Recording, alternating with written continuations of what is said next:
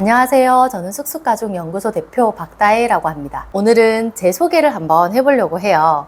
사실 저는 제 사명과 비전으로 모든 가족이 화목해질 때까지 라는 타이틀을 항상 이야기를 드려요.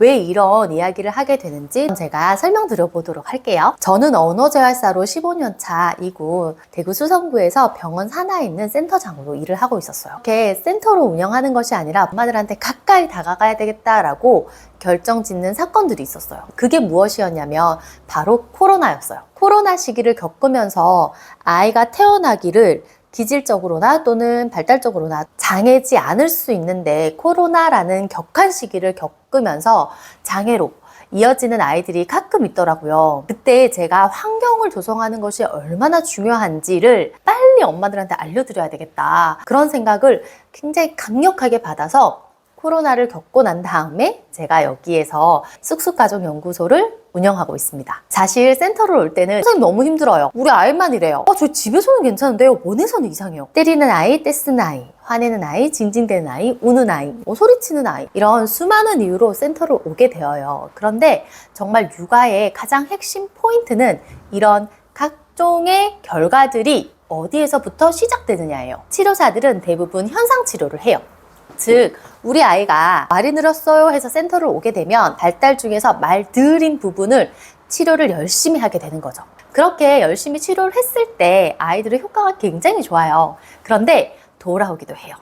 왜냐하면 원인을 소거하지 않았거든요. 그러니까 어머님들 원인은 어디 있는 것 같아요? 라고 물어보면 되게 답을 잘 못하세요.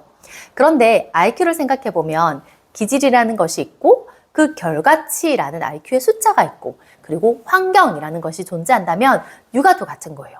육아도 기질이라는 것이 있고 발달이라는 것이 있고 환경이라는 것이 있어요. 그럼 부모님들이 제공하고 있는 것은 기질로 태어나게 한 것도 우리가 제공했죠. 그러나 지금의 이 결과 힘들어요? 적응이 잘 되지 않는 것 같아요? 어려워요? 육아는 너무 답이 없는 것 같아요? 하는 이 수많은 결과들 이전에 우리가 환경이란 걸 제공한 거예요. 그러니 이 환경을 어떻게 조절하느냐에 따라서 코로나라는 격한 시기를 같이 겪었지만 어떤 아이들은 장애가 되기도 하고 어떤 아이들은 훨씬 더 발달이 높아지기도 하는 거죠. 그래서 제가 이 환경을 잘 조절해 드리고 싶은 거예요. 물론 기질을 잘 살펴서 지금의 발달 지표가 어떻게 부족한지를 잘 따져서 환경을 조절해야 하긴 하겠죠. 그러나 환경을 잘 조절한다면 우리 아이 발달? 부모님들이 생각하는 것보다 훨씬, 제가 생각하는 것보다 훨씬 좋아질 거예요. 그래서 우리는 이 세 가지를 해야 해요. 우리 아이의 기질을 정확하게 파악하는 것, 그냥 머리로 파악하는 거 아니고요. 내가 느끼고 있는데 아니고요. 정말 객관적인 눈을 내 마음을 생각하지 않고 내 아이를 온전히 있는 그대로 파악해주는 기질을 잘 파악하는 것, 그리고 현재 발달의 현 주소지가 어디에 놓여져 있는지 조금 객관적으로 바라봐주는 거. 마지막, 육아의 환경을 잘 조절해주는 것에 있어요. 제가 하고자 하는 건 육아의 환경을 잘 조절해주는 것에 있답니다.